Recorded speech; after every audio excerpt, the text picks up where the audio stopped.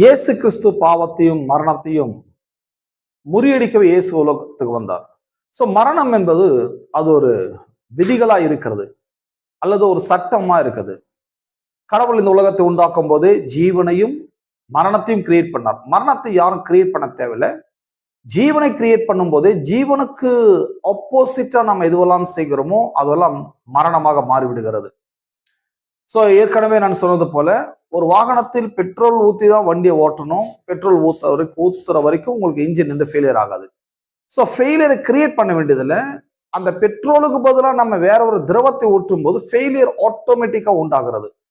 So விதிகளை மீறும்பொழுது அல்லது சட்டங்களை மீறும்பொழுது பிரச்சனைகள் ஏற்பட ஆரம்பிக்கிறது. ஆகவே இந்த சட்டங்களை பற்றின அல்லது விதிகளை பற்றின பர்ஸ்பெக்டிவ் அல்லது அந்த கண்ணோட்டத்தை நாம் பார்க்க போகிறோம்.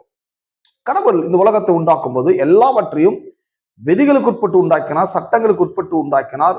சட்டங்கள் இல்லாமல் எது ஒன்றையும் ஒரு உண்டாக்கவில்லை. சட்டம் எதற்கு நமக்கு உபயோகமாக இருக்குது, விதிகள் எதற்கு பிரயோஜனமாக இருக்குது சொன்னால், சோ விதிகள் அல்லது சட்டங்கள் நமக்கு ஒரு ஃப்ரீடமை ஏற்படுத்துகிறது. சோ எந்த ஒரு நாட்டுக்கு போனாலும் அந்த நாட்டுல சில சட்டங்கள் இருக்குது. அந்த சட்டங்கள் எதற்காக? மனிதனுக்கு வேண்டிய ஃப்ரீடம் அது கொடுக்கிறது. ஃப்ரீடம் சொன்னால் சுதந்திரம், உங்களுக்கு ஒரு விமோக்ஷனத்தை கொடுக்கிறது. சட்டங்கள் இல்லாத நாட்டுல நீங்க போனீங்கன்னா அது உங்களுக்கு ஒரு பெரிய பிரச்சனைகளை ஏற்படுத்த ஆரம்பிக்கிறது. ஆகவே இந்த உலகத்தை உண்டாக்கும் போது கடவுள் முழு உலகத்தையும் சட்டங்களுக்கு உட்பட்டுதான் அவர் உண்டாக்கினார். அந்த விதத்துல ஆதாம் கடவுளுடைய விதிகளை மீறின பிறகுதான் மரணம் ஏற்பட்டது.